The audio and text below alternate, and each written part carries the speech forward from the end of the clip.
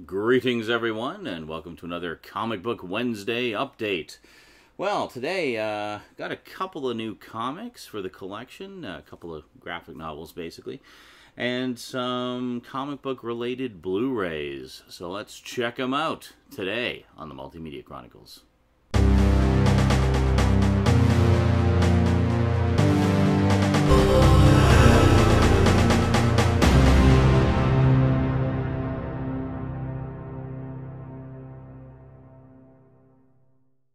Welcome back. Okay, so first up, this is kind of a special one. You may recall a while back I picked up the movie that was adapted from this one. I'm just going to show you what it is. We have When the Wind Blows by Raymond Briggs. Now, Raymond Briggs is the same writer-artist who brought us The Snowman, which is a wonderful, charming family film about a snowman. And he also did the follow-up, Father Christmas, both of which were adapted into animated specials.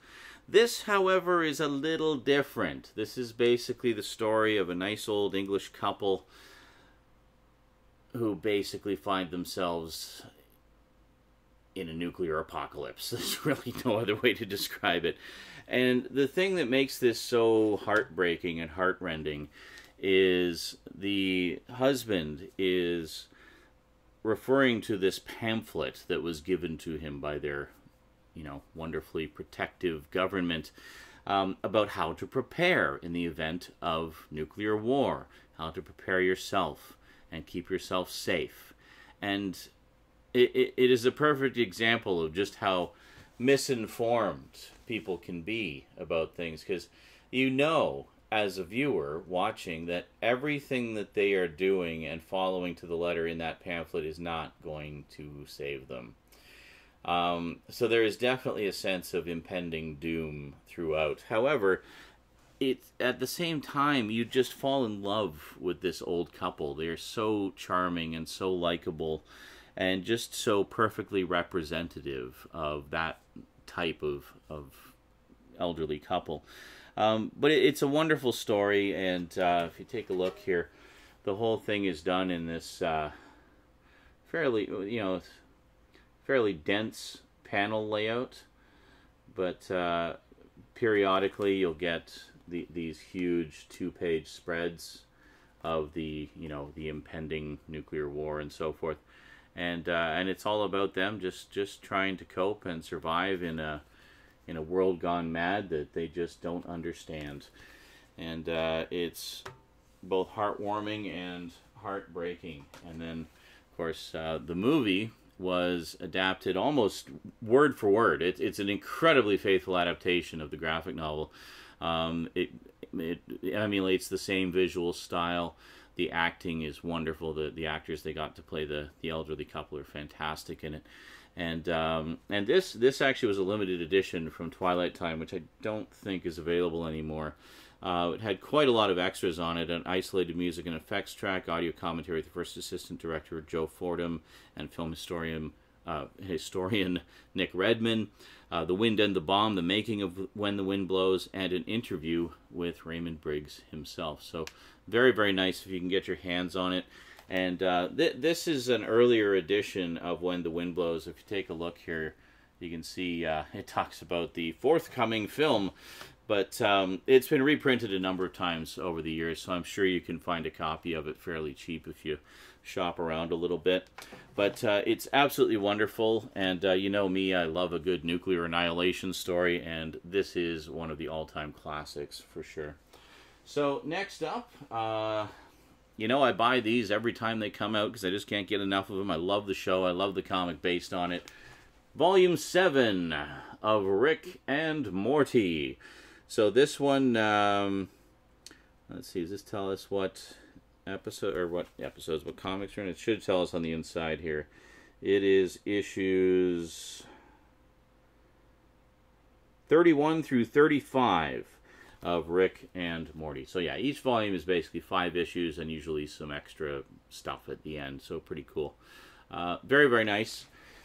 I've said it before, I'll say it again. If you're a fan of the show, you definitely owe it to yourself to check out these comics because it is just as good as the show. In fact, one of the reviews on the back says, Oni's comic is like getting an extra episode. It's doing the show proud. And that's very true. It's very, very true. So, okay. So then next up, let's see here. This is one that I put off getting for a long time for no apparent reason whatsoever. I'm actually woefully behind on this particular cinematic universe. I've only seen the first one. I have all of them. I just haven't got around to watching them all yet. Picked up Justice League 3D. So this is the, I guess, as deluxe an edition as we got of Justice League. Has a fair amount of special features. We've got Heart of Justice. Discover what's behind the heart and soul of DC's iconic Trinity. Technology of the Justice League. See how cool tech and tools give the Justice League a leg up. Justice League, the new heroes. Meet the amazing new members of the Justice League. Suit up, the look of the League. It takes a village to outfit the world's most beloved heroes. And more. I love it when they include and more. Anyway, the only one I've seen out of this whole cinematic universe is Man of Steel, which I thought honestly was okay. I didn't have as big an issue with it as a lot of people did, but I just haven't got around to watching the others. So I will do that one of these days and probably review them. So look forward to that before I die. Next up, this is another cinematic universe. This one I am up to date. I just saw the latest one in theaters and absolutely loved it. I, however, missed this one when it came out to theaters, so I'm very happy to finally have the Blu-ray in my hand. I'm, of course, talking about Black Panther. Yeah, so Rosie and I went to see Avengers Infinity War in the theater. I had a gift card that was good at the local theater where it was playing, so it really didn't cost me anything to take us to see it, which was great. So we got really good seats too. We actually tried to go a couple of times, and then but it was sold out because silly us, we were trying to go on opening weekend. Good luck with that. So we waited about a week and went to a Monday show, and there was like all of 6 other people in the theater. So we had it all to ourselves. It was great. We caught a show at like 5:45. Figured it was a good, almost matinee time, so there shouldn't be too many people there. And yeah, but I mean, seeing Infinity War, I realized, damn, I really wish I'd seen Black Panther first, because Wakanda does not play an insignificant role in Infinity War. So, yeah, so definitely looking forward to checking this out and finally filling in that piece of the MCU story. I absolutely love the Marvel Cinematic Universe. I think it's just amazing how much they've succeeded in developing it into, not only a really fun series of movies, but one that is both accessible to those who may not be familiar with the comic book characters, but also faithful enough to the spirit of the characters and the history behind them that longtime fans also have a lot to enjoy. So it's a perfect example of how you can take an existing property, an existing franchise, and do an adaptation that potentially can appeal to everybody, and I just love what they've done with it, and I can't wait to see where it goes from here.